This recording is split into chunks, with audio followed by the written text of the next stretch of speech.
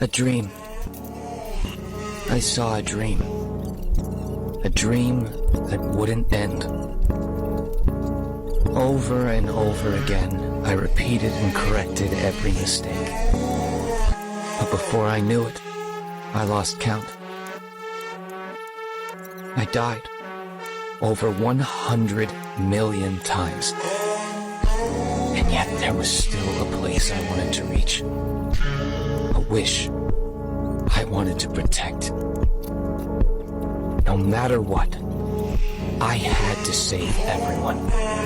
And that's why I took her hand.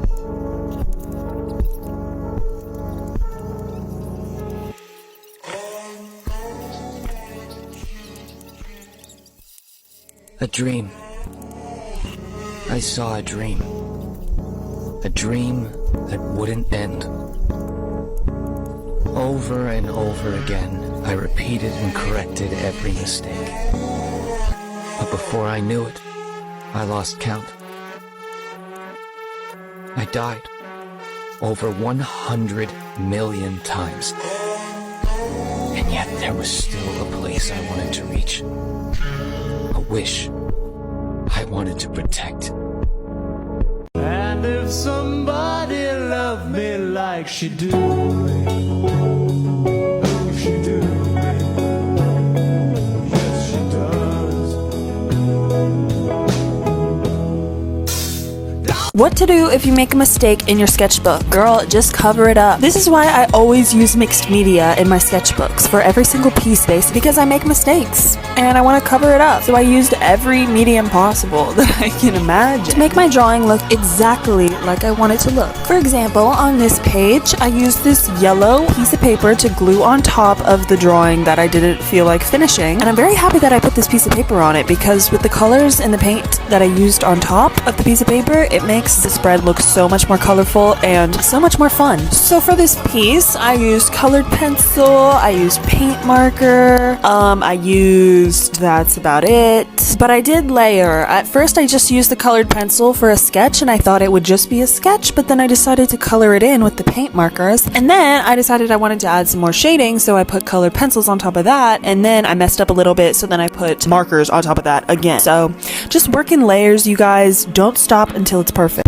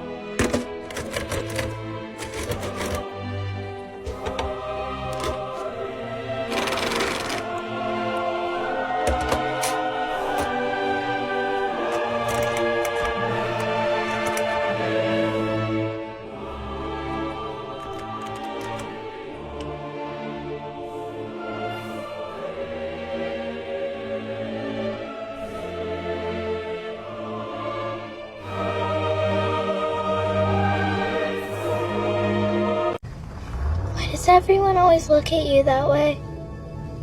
What is this? This is what I asked for. Is what you want?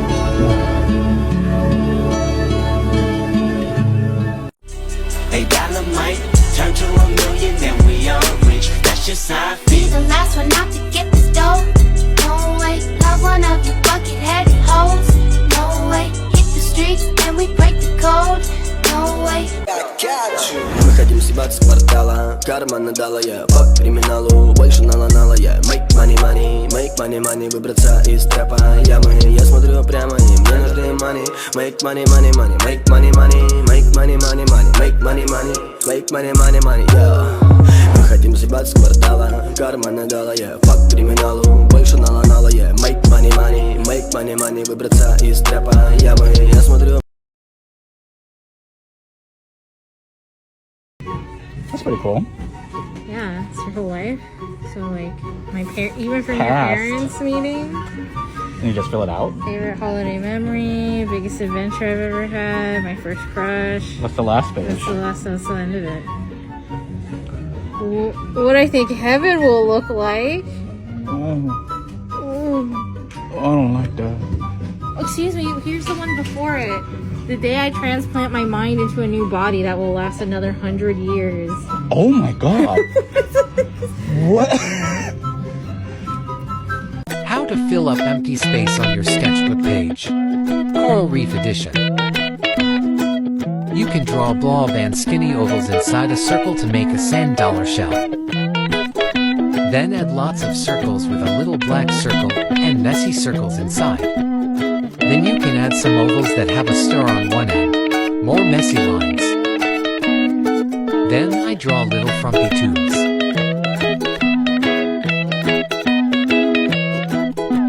For filler in between the shells and circles and stuff, you can add some weird soggy fries, or more circles but tiny, or some ice cream cones. Last you can add some fin-shaped coral. Change the size shape of the coral to fit in any kind of empty space you want to fill in your sketchbook. Hey, here's another art trend. You know all those horrible designs we made in like elementary or middle school that are just like t-shirts and pants? Well, let's see how much we've all improved. Take those old designs and turn them into something good. Here's mine. Use the sound so we can all see.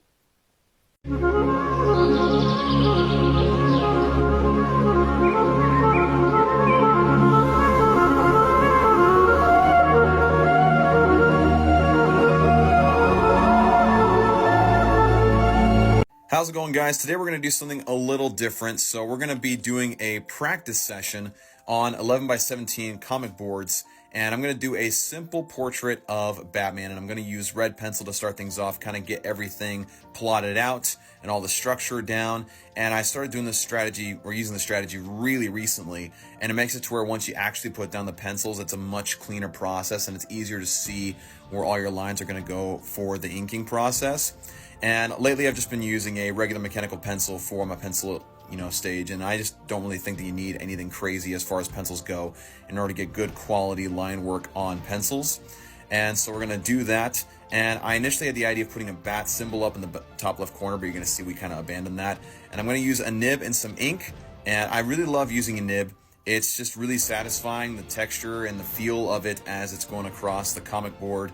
I mean, the sound is more satisfying. I wish I would have gotten some sound of the nibs, because there were some moments where it was really satisfying, the sound anyway.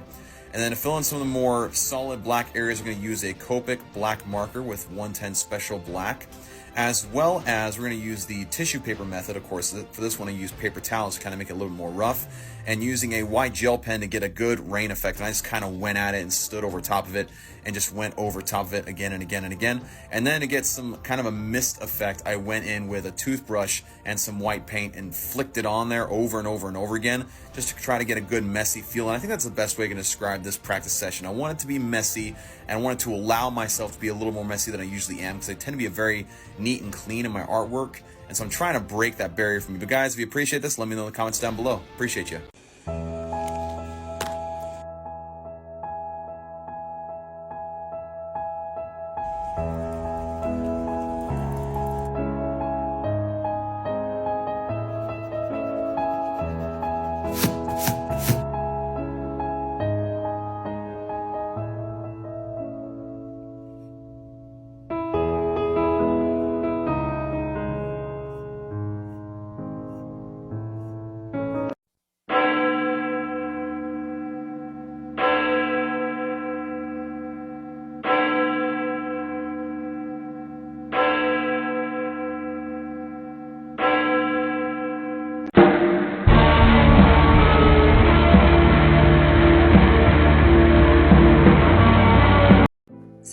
few videos ago I said your sketchbook should be messy, but I don't like to finish an art piece and then it get ruined just by being smushed into a book. So this is how I preserve my art in my sketchbook. I use this wax medium for any gouache piece because gouache can be always reactivated with water. So in order to avoid that, I use this wax overlay, and I just put it on a sponge and do that, and it has just a sheen. It dries down really nice.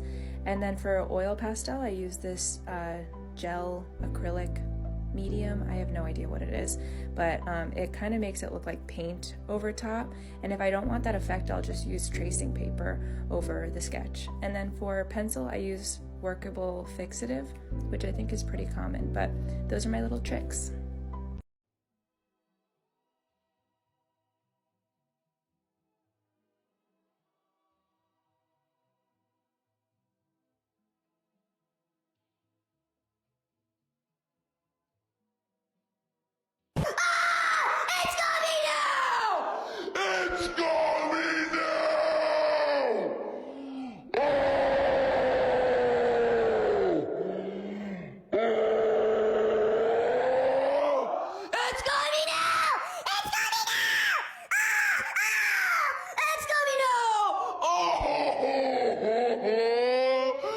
Si tienes un bloqueo creativo, chécate esto. Vamos a utilizar 4 plumones de punta fina. Elige los colores que quieras. Ahora vamos a comenzar a hacer estas líneas. Vas a hacer 3 de cada color.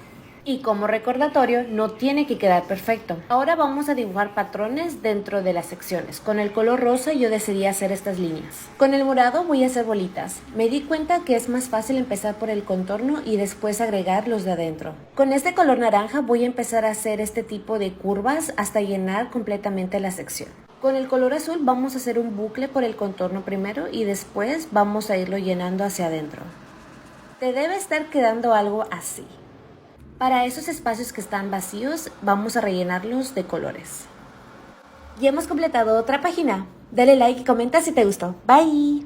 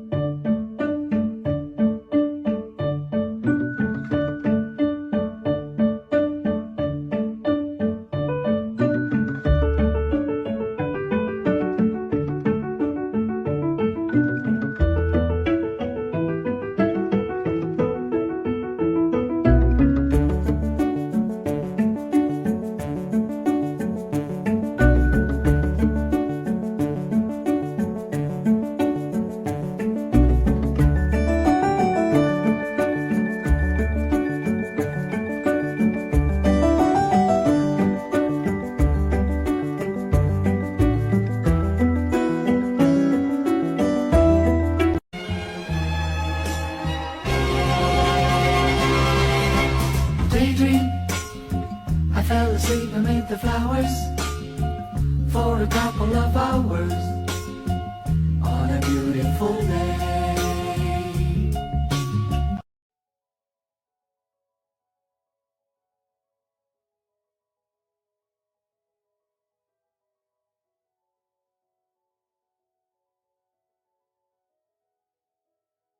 Part 2 of going through my old art.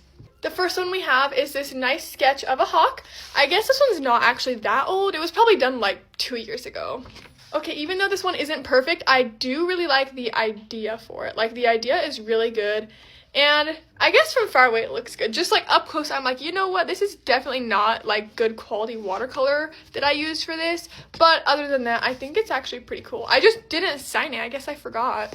Well, actually, I don't think I signed any of my art back then, so yeah. Next up, we have Todd from Fox and the Hound. You might notice this tape on it. I don't know why that's there, but I mean, I guess it's not that bad. It's kind of cute. I mean, as far as shaping goes, I think I actually drew him pretty accurate. This one is another one that's not actually that old. It was probably done like a year or two ago, but for some reason it still got stuck in this folder. Now, I would have done something better with like the chest and the legs, but other than that, I think it's fine. Oh my gosh, this next one has like a permanent indentation on it. I don't know how that happened. If that wasn't there, I would probably sell this to someone. I feel like they would want to buy it. I don't know. Personally, it's not my favorite, but I feel like someone else would like it. I mean, the general idea is pretty at least. Next up, we have what used to be my favorite painting ever. Oh, I still kind of like this fox. You know, the eyes are definitely not great. I mean, it's okay though. Like, this is when I was first starting to do realism, so it was a good starting point. Wow, here we have another fox. This one was done in, I think, colored pencil. And honestly, there's definitely some, like, anatomy things I would fix. But other than that, the wings are kind of a cool idea, so I like this one. Next, we have a dragon. Probably from Wings of Fire, because I loved those books when I drew most of these, and it is with a little fox. So yeah, there's that one. The fox is definitely kind of off on the shaping though. Last but not least, ouch, we have this little fox with wings. Don't really know the whole idea behind this, but for some reason I kept it, so yeah.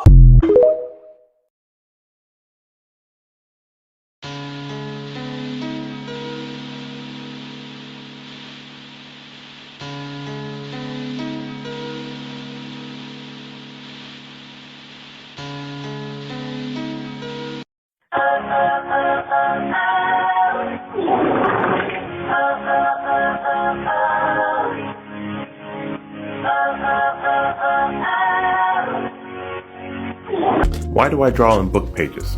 Okay, so let me show you two examples. Here's a painting where I don't have any of the words. And it looks nice, but here's an example with words behind it. It just adds a whole new layer to the drawing. And that's why I draw on books, because putting words on a canvas is a whole process. Which, if you're curious, I'll show you how to do.